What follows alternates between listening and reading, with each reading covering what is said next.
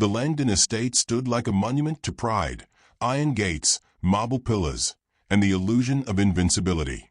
Yet, in the servants' corridor, where no marble glistened, Malcolm Everston wiped his hands on a linen cloth and watched the family tear itself apart, oblivious that the house they boasted of wasn't theirs to claim.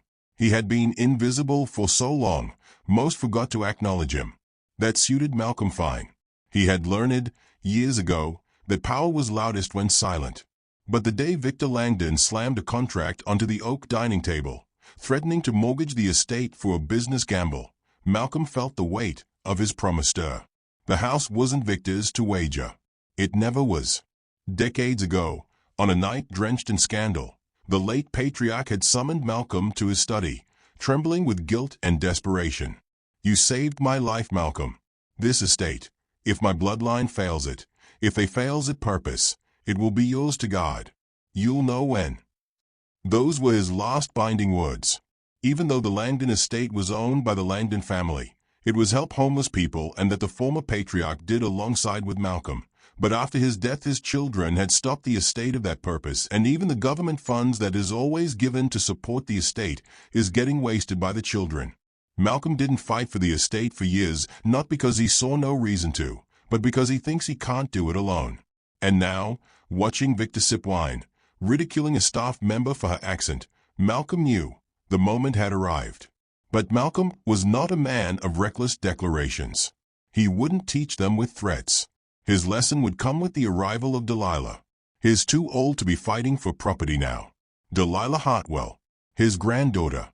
The Langdons didn't even remember she existed. She had left for Europe after her parents' tragic accident, carving a life far from the stench of subtle humiliations they had once cloaked her with. Malcolm hadn't spoken to her in years. He didn't need to. She was a father's daughter, carrying a fire no gilded chandelier could extinguish. And in 3 days, she would walk through the gates the Langdons believed they owned. Victor's knee, as he belittled yet another staff member, sharpened the anticipation. They had been blind for too long, coddled by their own reflections. They were not prepared for the reflection Delilah would hold up to them. Malcolm folded the linen, his fingers steady but his pulse unyielding. The war was not about to start. It had already begun.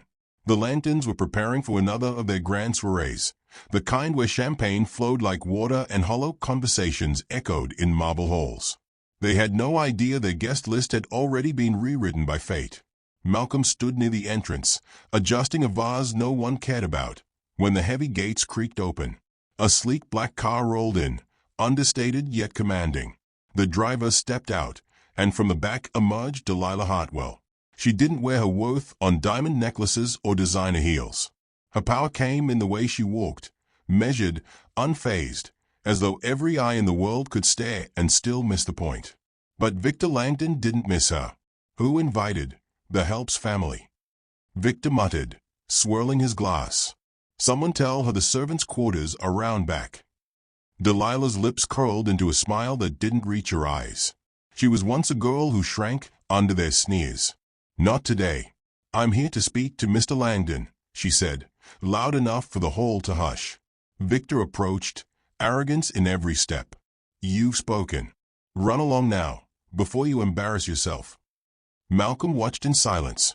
He knew Delilah's fire, but even he was unprepared for her next move. Delilah reached into her bag, pulled out a folded document, and handed it to Victor with deliberate slowness. "You might want to read this before you mortgage property you don't own." Victor's smirk faded as his eyes darted across the pages. "What is this nonsense?" "The last will and testament of Edmund Langdon. Legal. Binding. Filed," she said. "You see, your family had a habit of assuming loyalty was servitude. My grandfather never corrected that mistake. Until now." The murmurs in the hall grew louder. Relatives, business partners, and the usual leeches leaned in, their faces shifting from amusement to discomfort. Victor's sister, Marianne, stepped forward. "This is absurd. She's bluffing." Delilah's gaze never wavered. "Oh my." Victor's hands trembled as he threw the papers onto the table. "Do you think a piece of paper makes you one of us? You're still." "Careful," Delilah interrupted, her voice soft but lethal. The floor you're standing on, the house you parade, the name you tarnish, none of it is yours.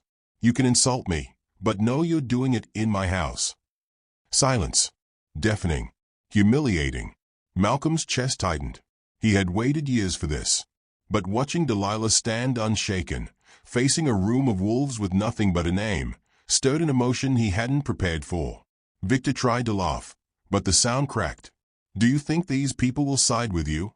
You're no Langdon. You're the butler's brat." Delilah's smile returned, this time reaching her eyes. "Exactly. And yet, here we are." The hall was suffocating in its own tension. Victor was scrambling for ground, but the earth beneath him had shifted. Delilah didn't need their acceptance. She was done asking for it. Malcolm felt his fingers tremble, not from fear, but pride. They had overlooked him for a lifetime, but they had birthed the very storm that would uproot their illusions. And this was only the beginning.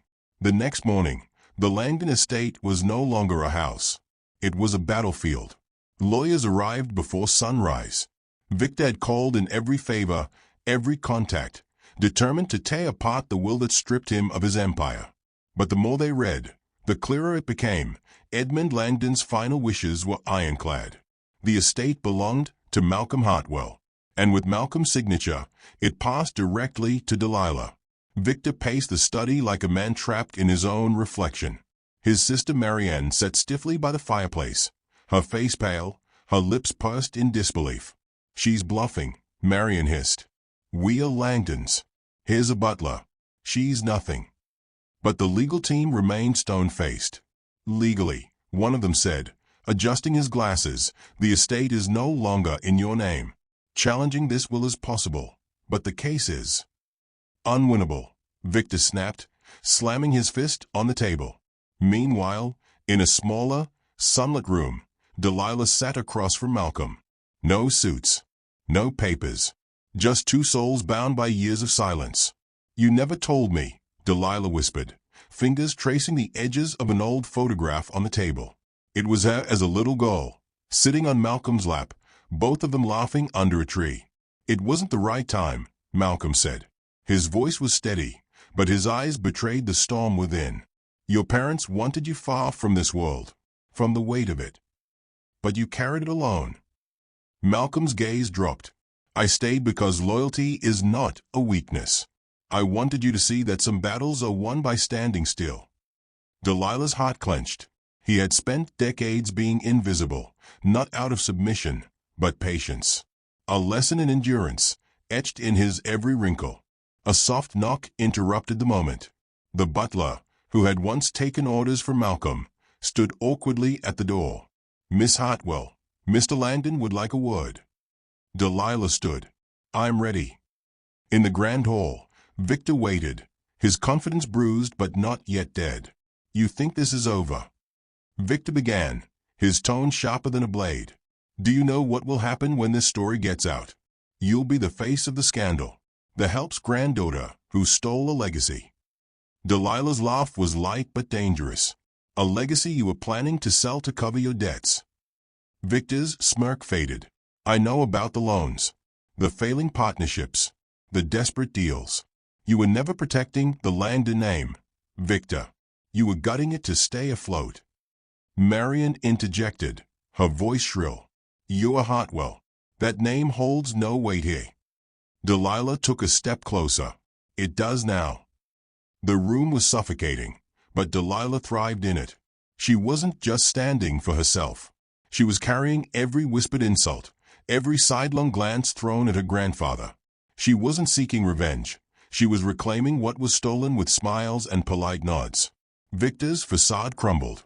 "What do you want?" "An apology," Delilah said, the words soft but unyielding. "Not the kind you whisper when no one's looking. I want you to feel it." Victor scoffed.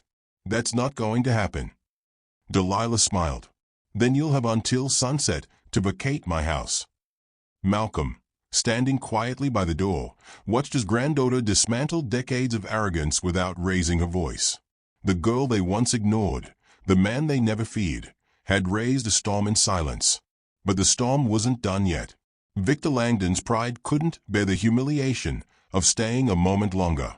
By evening, the grand chandeliers of Langdon Manor watched silently as suitcases rolled down marble floors and servants, once forced to bow to Victor's commands, stood tall, witnessing his fall from grace. Marianne was the last to descend the staircase, her hands clutching pearls as if they could anchor her to the life slipping away. Victor paused by the front door, facing Malcolm and Delilah, his lips curled into a bitter smile. "Enjoy the house, Miss Hartwell. The walls will never forget who built them." Delilah tilted her head, unfazed. "I won't let them forget who kept them standing."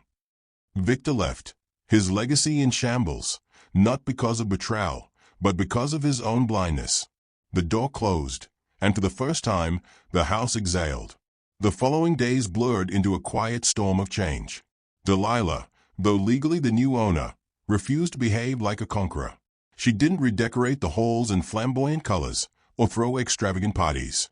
She walked the grounds Malcolm had once cared for, learning each name of the gardeners, the maids, the groundskeepers. People Victor never bothered to see. She opened the estate gate for the less privileged again, and the estate came alive. But the weight of her inheritance wasn't lost on her. One afternoon, as sunlight streamed through the study windows, Malcolm found her sitting by the old desk, papers scattered, brows furrowed. "Overwhelmed?" he asked. Delilah looked up, her eyes softer now. "It's not the wealth. It's the responsibility. They despised you, grandfather, and you still protected them." Malcolm took a seat opposite her, his fingers drumming thoughtfully. "I protected the house, not their pride. But you could have taken everything and left." "I could have," he agreed. "But that would have made me like them. And resentment is a poor architect." Delilah absorbed his words, realizing that the dignity he wore like armor was the foundation she stood on now. The final confrontation came unexpectedly. A formal gala was held weeks later, an annual Langdon tradition meant to raise funds to help the less privileged the estate accommodates, but was used for Victor's selfish gain in the past but now under new leadership. The city's elite, eager to witness the spectacle of a Hartwell hosting in Langdon Manor, attended with veiled curiosity. Victor arrived too, uninvited but smug, lurking at the edges with Marianne, waiting for Delilah to fumble in public. But Delilah was prepared. As the evening unfolded, whispers buzzed. How would she behave? Would she falter under the weight of expectations? Delilah took to the grand staircase, addressing the crowd with a calm presence that silenced even the most cynical. "My name is Delilah Hartwell. Many of you know my grandfather as the man who polished floors, who served drinks at your dinner tables. You never noticed how often he held this house together, not with money, but with loyalty, with dignity." Eyes shifted uncomfortably.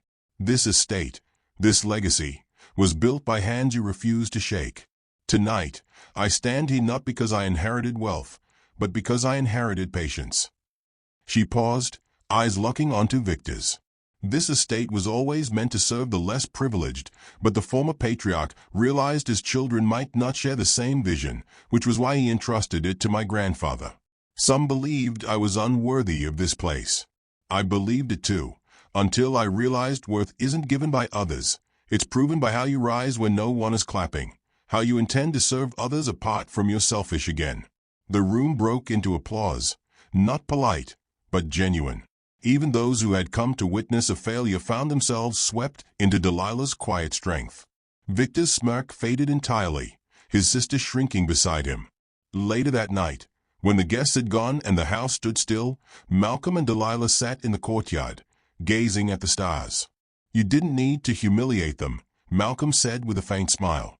"I didn't," Delilah replied, resting her head on his shoulder. "They did that to themselves." Malcolm chuckled softly. "Your parents would be proud." Delilah smiled, not from victory, but from peace. The house was no longer a symbol of who was better. It had become a place where dignity spoke louder than wealth, where the homeless people were catered for, and where humanity was restored. And under the same roof, where whispers once belittled them, the Hartwells had carved a legacy, not with revenge, but with grace. Respect is not tied to status or wealth. It is built by character. Those who judge others by appearances often fail to see the hands that truly hold everything together. Power gained through arrogance crumbles, but power earned through patience, dignity, and serving others lasts forever. If this story moved you, don't forget to like, share, and subscribe for more powerful stories that inspire, challenge, and stay with you.